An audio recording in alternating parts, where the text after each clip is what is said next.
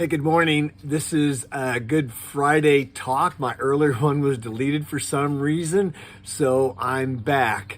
That's my problem. It's not your problem. Let me ask you a question. How well do you do with transitions? Do you enjoy transitions? God's making all things new. And if that's going to happen, then obviously we're going to be going through transitions.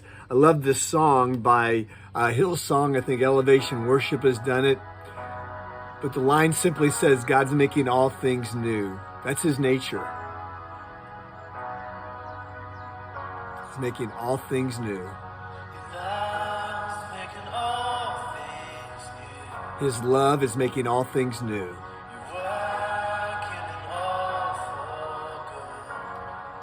He's working all things for our good. How do you like transitions?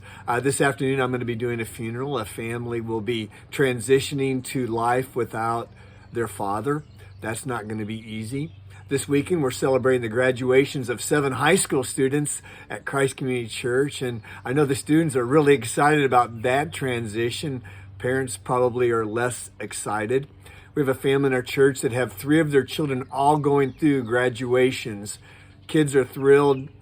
Mom and dad are going to be moving into a new season of empty nest. They're probably less thrilled. I used to do triathlons. That's 3 events. You swim, and then you bicycle, and then you run. I was a runner before I was a swimmer. I was a runner before I was a bicyclist. And I can remember many times in the swim, though I love to swim, I've worked as a commercial diver, that swim was hard. And I was never as good at the swim as I was at the bike, and I was never good at the bike as I was at the run. So I was always looking forward to the next transition.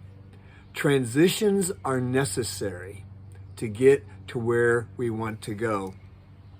The Bible describes a process that we all have to go through. It's in 2 Corinthians chapter 3, and I'm going to start in verse 16. It speaks of a veil that is in front of us until we turn and look at Jesus. Verse 16, but whenever someone turns to the Lord, the veil is taken away. For the Lord is the Spirit, and where the Spirit of the Lord is, there is freedom, there is liberty.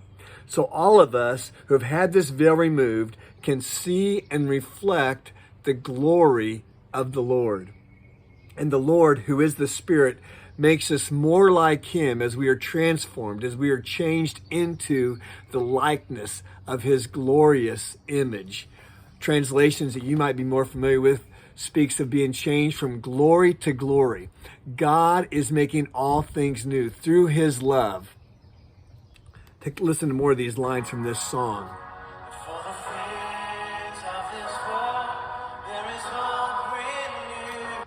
For the things of this world, there is hope renewed. At some point, we as Christians are going to have to make a decision. What will be the impetus of our transitions? This world has a narrative, and Jesus has a narrative.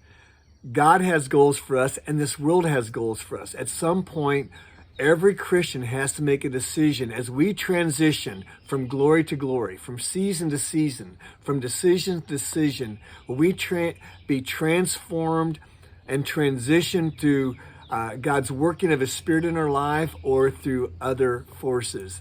The narrative of this world has a goal for us, and God's narrative has another goal for us.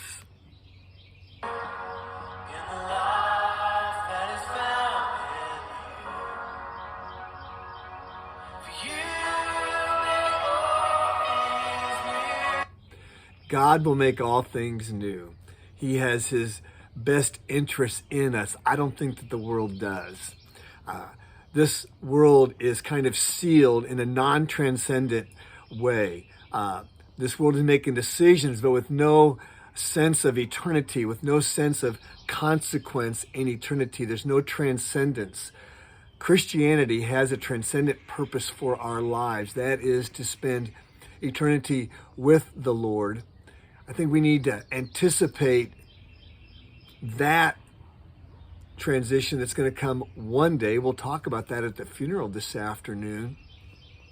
But God's wanting to make all things new. And for that to happen, we're going to have to decide how we're going to be transitioned.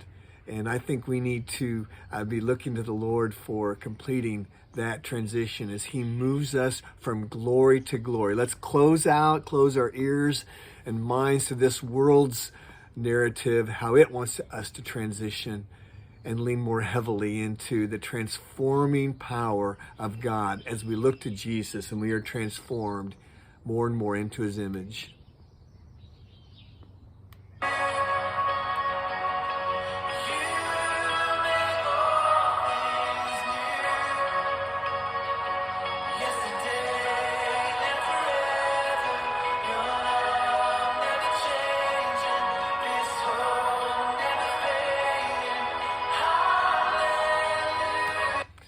Yesterday and forever, his hope never fading, his hope never changing. From yesterday to forever. Hallelujah. Hey, let's be transformed into Christ's glorious image, step by step, as we turn and keep our eyes on Jesus. Hey, God bless you. You have a good Friday. I'm sorry this is late. Don't know what happened to the earlier video.